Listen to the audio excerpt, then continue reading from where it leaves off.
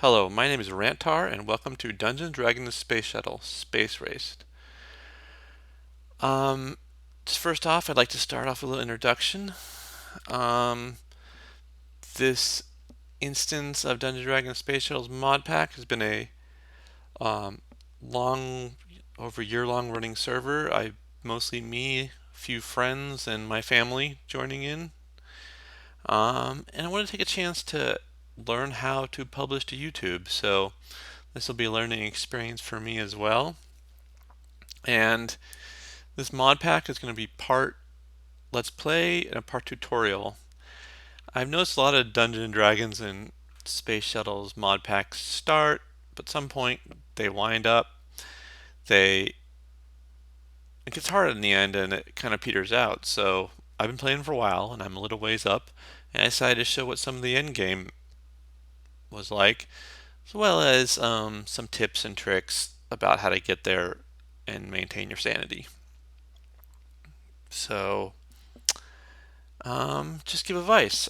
So I wanted to start off with a little history of this playthrough as well as to get a quick tour. So um, I must admit I am not an awesome artist. I do try to have a theme, but you'll also see my younger my kids have added their own artistic flair to things, so things look a little different. But this is basically right where Spawn was originally. I decided there's something called Blood Moon in this Mon pack where monsters are really scary and really nasty. And I decided to dig into a hole in the wall, and it ended up being my lifelong home. So welcome on in. This is my first little room. It's kind of been stripped down right now, but this was all my main storage, my crafting, my first bed. It was kind of my first starting place. I think I expanded up to here, was attempted at a kitchen, didn't get very far. Had a little enchanting room over here. Um, and then as we went along, started to expand. So generally, as you notice, this is only 3 blocks high. I like to have 5 block high rooms for spacing, so I built down. This became the next area I expanded to. This included basically where I just threw down all the machines that I built and didn't know what to do with quite yet, and then migrate them elsewhere as they had a purpose or planning. So, and I built that room, and then, of course, food's always important. So up here was my first farm area. So you can see it's kind of been um, found to disrepair a little bit. I put some more food up there. Those are gravestones. We'll get to those a little bit later. And so I built out this upper area. And right now, this is a starter Botania, a nature-based mod pack here that I am playing around with. And then, of course, in this mod pack, you can't do a lot in the beginning without tinkers. So I have a medium-sized smelter here, and expanding out this way. Resources are very hard to come by, so building a little mystical agricultural location was incredibly helpful for some of the basic resources like copper and iron, redstone and stuff. And I automated it with a actual additions farmer. Over here has been a little immersive engineering with a coke oven and a crude blast furnace that really got me started into steel, which is definitely needed for much in this mod pack. And as you can see, my kids have been here. Heading down here was my first serious power generation other than the standard coal generator. It started with a little oil generator based off canola, another farmer, a little canola field here. See, it isn't used very much. And I eventually added this whole complex to generate oil and refine it multiple times, and in this compression dynamo here from thermal expansion, which can provide over 500 RF per tick when I need it. So I will go downstairs through the rest of it. Heading downstairs, we have storage area. We started with some storage drawers to help me out. It's kind of a little ugly, disorganized. I need to clean this up sometime. Our extended crafting is going to be an essential part of this mod pack. You'll get tired of it. And over here, I have refined storage, which is providing the bulk of my storage capability. As you can see, it is kind of full. I don't know why there is a hamburger in there, but that seems kind of silly. Take that out. And I'm using the reborn storage to massively expand my crafting capability because auto crafting is your friend. Speaking of auto crafting, we have some color coding blocks here. This is my auto crafting center. Basically, I have these different machines hooked up. They pull out of this immersive engineering storage crate and they get sent into these refined storage crafters. Have different recipes that can be used for crafting. So it's very handy to kind of automate some tasks. We have a thermal expansion redstone furnace. Thermal expansion seems the easiest to get into. Wasn't the only option though. Thermal expansion pulverizer and an induction smelter is you'll use the induction smelter all the time. And also I've started automating craft carpenters from forestry. They are used a lot too, and they're tricky to automate because of the fact that they get a locked-in recipe, so only do one recipe each. And these are extra crafting tables for future automation, and then I have a sawmill for all your wood needs. A couple other bits of automation here. This is a modular machinery crafter. It is a advanced alloy smelter, and again I have this set up for auto crafting here. A few materials, and over here is industrial blast furnace. It's kind of indicated that immersive engineering stuff I had before, but that's how I make steel now. All this stuff takes power. So down here, this is kind of my basement area and mostly used for routing power and generally keeping things a little less cluttered upstairs. So heading back upstairs. Oops, let's go to sleep. It's nighttime. Excellent. Let's keep going on the tour. Upstairs.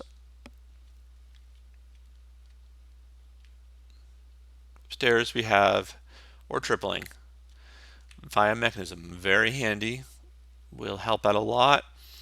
I haven't quite had need to go into ore quadrupling yet, but maybe in the future. Metallurgy confuser is also handy, and a couple of things for actual addition you'll need. And then here is the slightly disorganized but solar panels I have that's supplying most of my power to my base right now. Power which is needed because if you head over, we're just going to jump over a wall here, is we have a tier 2 environmental tech void miner, which is a much for keeping your sanity this mod pack. I've got up to level 2 and it's been a big help. Kind of how this mod pack works is you need a lot of a resource. Starting off, you need a lot of copper, you need a lot of iron, and so forth, and you know you can only mine those so long, and you want to get on to other things, so you learn how to automate things. And in the start, I use mystical agriculture to automate some of the basic stuff like copper and iron. Coal, you need a lot of redstone, and eventually those got kind of hard to make, and I started transitioning over to this, which supplies a whole lot of stuff, but gold and diamond and platinum, which is the latest one. I was very happy to be able to automate because I was in desperate need of platinum. Heading this way, very slight start to white magic here. This is my eldest daughter's little bedroom she's made. Over here I have an altar for blood magic, which has been a necessary mod. Heading downstairs, here's the dark magic area. We've got artisan work table is also figured prominently in here, so we'll talk about that a little later. And there's a blood infuser as part of Evilcraft, so that's used. Heading down again, we find our blood magic area where we have a blood magic altar here, tier 2 I believe. And working automation didn't quite pan out yet, but I'm trying to get that all automated. And so yeah, that's been handy. It's still a very manual process. But yeah, again, here's all the random machines. This game has a lot of mods. You need to use machines from a lot of mods, so until I find a good place to use them, they all end up getting stuck here. Let's have a burger. Okay.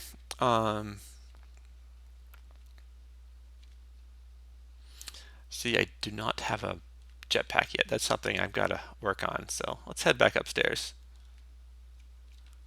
I'll make another set upstairs. I've been kind of getting lazy about that. So what might you ask this is? Well, it is a mob spawner. I used kind of just a dark room area one. Let's go downstairs. Oh, the thing I'm sticking out here is a grappling hook. They are very handy. I would certainly recommend using those. So this is the bottom of my mob farm. This is a range collector. It picks up mob drops. I need to take that and dump it off. This is a Evilcraft's pedestal. It kills monsters. You can see the monsters are brought in by these conveyor belts. We use a more conventional, traditional Minecraft water to route them over there. And it kills them there, drains their blood, which is definitely a lot of blood in this mod pack. And then any items get pumped into here. Oh, it looks like it's full right now. So I gotta clean that out. Probably use a little more organization here. You get a lot of random gold stuff. I don't need any more cookies. So we've got to clean that up a lot. But we're just doing a tour right now, so we'll get into nitty-gritty on stuff later. Let's show you. I'm going to show you a little more of this. How this is set up is each layer is a bunch of open space. This glass I'm looking through now is a special dark glass from Extra Utilities 2. It lets you see through, but doesn't let light through. So, and it's actually some light coming in. I got a flaw in my thing because I was expanding it. I'll say why in a sec. But it's got another level like this. Again, it's dark in here. How there's light coming in there? Because I'm currently in expansion here. I was getting a problem where I was getting a ton. My nether port was spawning a bunch of pigmen in my base all the time. It was certain frame rates. It was just annoying. You'd actually hit one and they'd all come after you. So now I have it here, and so see, I ran out of trapdoors, but the mobs come, they spawn, they fall through.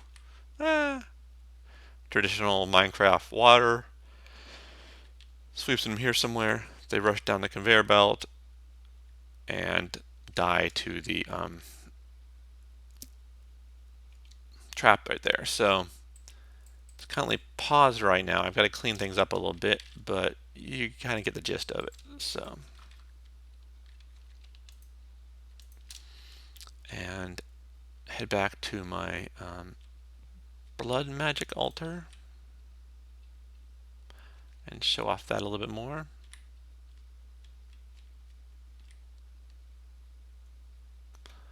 And I got a quick way where I just go like that, instant transfer into there. This thing holds a lot, 640 buckets. So it seems like a lot, but it goes pretty fast. So I need to return this in to my base over there, or to my location to store enough. Fuel storage is actually a problem. If you notice this, it's only 64 buckets. So it sounds like a lot, but this one is fairly hard to make. 10 tanks, I can make a bigger one, but it takes a lot of resources. So 10 tanks are kind of my biggest one I can make right now. So sometimes got a couple iron ones floating around, I think, but it's a tricky mess. Put it back here. I see it's already filling up from the storage in there. So as set up now, it's not full efficient at daytime, but nighttime it'll spawn mobs and drop them down there and stuff. Occasionally doesn't get a couple spiders here and there, but that's okay. They don't get out, so they don't bother me or anything. And that is my base. Show you a couple other fun things. My youngest is only 6, and so when you're 6, you line the floor with piles of gold, randomly place chests around. Gosh, I don't know how to navigate this place. There's a stairway up to another room with a lot of torches and crafting table. So let them play around with me. It's fun. Share what you like. And then I think over here. Oh yes, I have to show you this from my middle daughter. Her room's hard to get to. Wouldn't want to get here when you're blindfolded. Now this one's filled with slime things, so you bounce around a lot. Lots of storage. Um, she's got her own little farm here. And she's got a glass roof. So, oops. And over here is a dragon roost. We have Ice and Fire mod pack. It includes the dragons, and we have young dragons, and we've raised them, and we're thinking about their staying up there, but they end up staying in their little horns thing. So, yeah, spawned right on a snow biome. I've done a little, lots of exploring there. Snow biome. That thing right there is another creation of my daughter. And yeah, so this is my base. Spend a lot of time here and then go exploring. This mod pack is very complicated. Let's check out this feathers. That's special. We'll go to the quest real quick, show you there. Lots of quest paths. Quest options. There is tier 0, which is the first quest I pretty much completed, missed a few here. Tier 2, got most of those. Tier 3, got most of those. There's certain the ones with the little fancier design, those are essential ones you have to complete to finish the quest line. Here this one is a little smaller, but they got really hard. And I've just started on here. See, it's in a rocket ship area. This is the name of the mod pack is Space Race. So I wanted to show the end game, and it's definitely getting hard, and you got to work on efficiency and just mass of resources and stuff. And those are the main like quest packs. But you have a kitchen workshop. Apparently has things I can turn in. We'll get to that a little later. There is alloys and smelteries. These things just walk you through getting all the alloys you need during a game. Most of those are earlier game stuff. Mystical agriculture. And these quests guide you, but they also give you extra resources, so extra seeds. So like every time I got say a coal seed, well, that one didn't do it. Coal seed back. Some of them, maybe it's, yeah, the crafting seeds give you extra crafting seeds. There you go. That was one of the ones. Or the Infernium seeds give you extra Infernium seeds. So I've got all the Infernium I need right now. So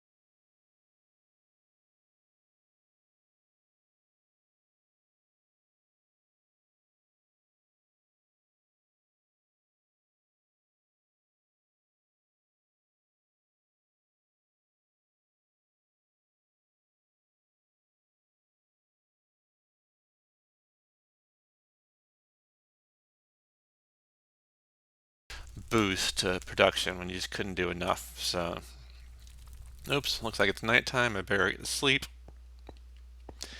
Mobs are definitely amped up a little bit in this mod pack, so that's something to keep in mind. I should probably talk a little bit about my gear, just to give you advice on what to wear to keep you alive. And after I sleep, yeah, so gear. I am wearing emeraudic crystal. I've done most of my playing on modded Minecraft, so I am not an expert on enchants and stuff. So these are kind of random. But yes, all emeraudic gear, and that has been one of the better gears I can get a hold of right now. There's a couple higher end stuff, but it's really hard, really expensive, and this stuff makes me pretty effective. As for weaponry, I have a Tinker's Longsword, which has been pretty useful. But lately, the Tinker's Laser Gun has been kind of my number one go-to. I need to kill something fast. At range, there is a pickaxe, of course. The hammer is incredibly useful, and the excavator is too. Now, I'm going to highlight one little helpful thing, which I want to mention before I call it a night tonight. There is what I have here is canola seeds, and this mod pack has some stuff that makes food a little harder. You can't eat the same food over again. You have diminishing returns, and you just need a lot of it. And kind of the food management part of the game is not something I'm a big fan of. So I was trying to figure out a way to work around it, and I discovered canola seeds. And so, you can eat cookies and stuff, but canola seeds, you can eat them very fast. They give you a little nauseous debuff that very briefly, but you eat them very fast. They don't give much, but because of my canola farm up top, I have oodles and oodles of canola seeds. So I can just eat them all day, and even if they each give me a little bit, you eat them fast, and no problem. That should kick off, harvest a few more of them in there. Interesting. Well, it's not power. Who knows? And so yeah,